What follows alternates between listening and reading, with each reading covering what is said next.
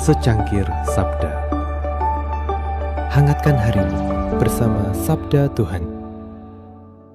Pernahkah Anda merasa sudah melakukan hal yang benar, namun justru mendapat penolakan? Atau mungkin Anda merasa dikepung oleh kritik dan gosip yang membuat Anda ingin menyerah? Seringkali suara dunia begitu berisik menghakimi siapa kita dan apa yang kita lakukan. Kita merasa seperti berjalan di jalan buntu, sendirian, dan tak berdaya. Namun, bagaimana jika rintangan yang Anda hadapi sebenarnya adalah cara Tuhan untuk menyatakan pembelaannya? Hari ini, kita akan belajar tentang keberanian untuk tetap berdiri tegak, bahkan ketika dunia sudah menyiapkan batu untuk melempari kita.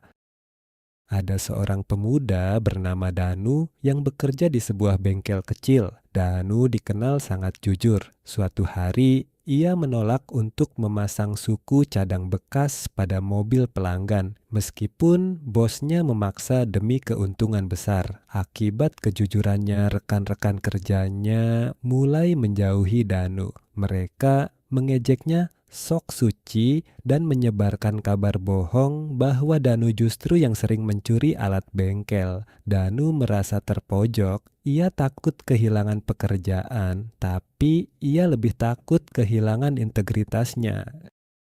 Suatu sore, saat ia merasa sangat putus asa, ia melihat seekor burung kecil yang mencoba membangun sarang di dahan pohon yang bergoyang kencang terkena angin. Setiap kali ranting itu berayun hebat, burung itu tidak terbang pergi dengan ketakutan. Ia justru mencengkeram ranting itu lebih kuat dan terus merajut sarangnya. Danu menyadari satu hal, burung itu tidak fokus pada anginnya tapi pada pegangannya. Ia belajar bahwa selama ia memegang kebenaran, biarlah angin kritik berhembus sekencang apapun. Kebenaran bukan tentang tidak adanya serangan, tapi tentang memiliki akar yang lebih kuat daripada badai yang mencoba menumbangkannya. Kisah Danu adalah cermin dari jeritan hati Nabi Yeremia dalam Yeremia 20. Yeremia mendengar bisikan banyak orang yang ingin menjatuhkannya, bahkan dari sahabat-sahabatnya sendiri. Namun, Yeremia tidak lari. Ia berkata, "Tuhan menyertai aku seperti pahlawan yang gagah." Keyakinan ini muncul karena ia tahu siapa pembelanya. Dalam Injil Yohanes 10, Yesus menghadapi situasi yang jauh lebih berat. Orang-orang Yahudi mengambil batu untuk melemparinya hanya karena ia menyatakan kebenaran. Secara teologis, ini adalah benturan antara kebenaran ilahi dan ketegaran hati manusia. Yesus tidak membalas dengan kemarahan, tapi ia menunjukkan karya-karyanya. Ia mengundang kita untuk melihat bukti, bukan sekadar kata-kata. Menariknya, dalam Bilangan 22, kita melihat kisah Bileam. Kadang kita begitu keras kepala mengejar keinginan kita seperti Bileam sampai kita tidak sadar ada malaikat Tuhan yang menghadang jalan kita demi kebaikan kita. Bahkan seekor keledai bisa melihat kehadiran Tuhan lebih jelas daripada manusia yang dibutakan oleh ambisi.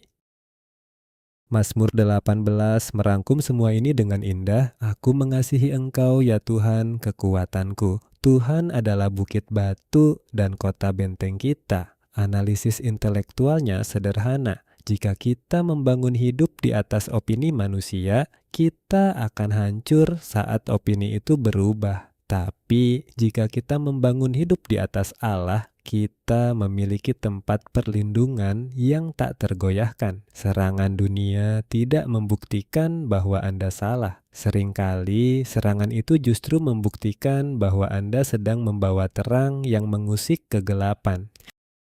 Bagaimana kita tetap teguh hari ini? Pertama, kenali suara gembalamu. Jangan biarkan teriakan kritik menenggelamkan bisikan lembut Tuhan di hatimu. Kedua, fokus pada karya bukan kata-kata. Seperti Yesus, biarlah perbuatan baikmu yang menjawab keraguan orang lain.